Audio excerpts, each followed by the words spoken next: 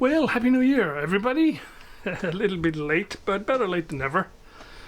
So I'm finally getting back into the workshop, and I'm down a hole here with this particular set, and I'll see if I can explain that to you exactly why. So one of the things I identified was this resistor here, or whatever it is, which has got the wire all snapped on it. I'm assuming it's a sort of a wire wound resistor that has burned.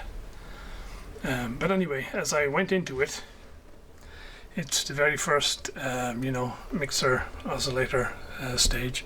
The only diagram I can find on Radio Museum is this one, which again is, I don't think it's in any way official. I think somebody in the past has put this together, and fair play, it obviously is related to the one they were working on. And as you can see, the first tube here is a 6J8. In mine it's a 6A8, a 6A8G, because it's a glass version.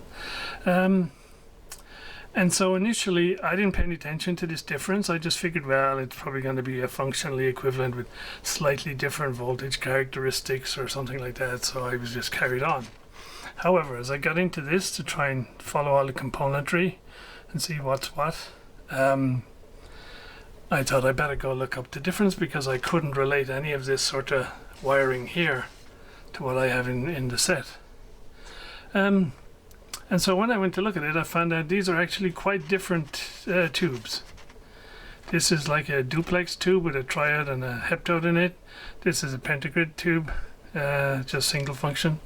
And so I thought, okay, I can't pay too much attention to this part of the circuitry. And so I'm just going to have to manually decode it. And so we start off with the trying to physically trace where everything started and went from, and then relate that to the actual 6A8, and then see if I can translate my version of things so that it makes sense, and carry on from there. So I don't want to obviously take things apart until I know how to put them back together. And so I have most of this done. I'm not just quite sure where the second half of the IF transformer or return goes to. I think it just goes to ground. On this one it goes to ground via capacitor, and so I'm just assuming I just have to find that bloody capacitor and then we'll be okay. But I've already taken this capacitor and this IF transformer out of circuits. So yeah.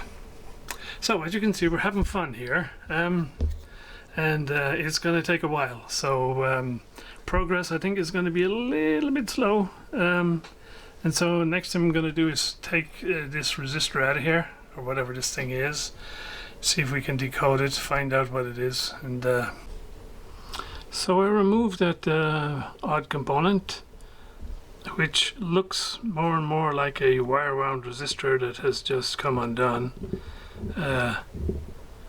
And rather infuriatingly, it's got 300, but it's written on top of the wire. It's not written on the core, and so once the wire has unraveled, then you can't read the writing anymore. So it could be 300, 3000, 30,000, or 300 ohms, 300 picofarads. It could be anything. Well, it's not that, but it could be an inductor, I guess.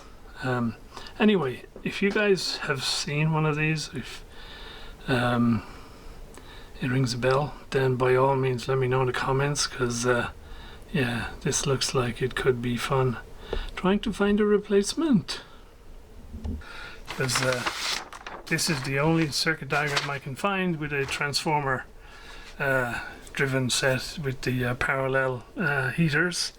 The other ones tend to be series string versions of this set. And doesn't look like this one is going to be all that much use to me, at least at this end of it. And of course this is the complicated end, because I don't know what changes here, because like this one has one of the plates feeding down into the selector switch, and clearly I don't have that at all. Anyway, fun and games, on we go, on we go. on a slightly more positive note, let me show you what Santa Claus brought me. Here we go, a portable 4-channel scope. And very nice it is too. The reviews online are quite good, and so I figured I'd ask Santa to get me one. And so here it is. And so I have done a little bit of playing with it. 4 channels. And what I like about it is it has touch screen, but it has all the knobs, and I really prefer knobs than messing around with touch screens. And so yeah, we'll have more fun with that later. But that's it for now. It's a little teaser.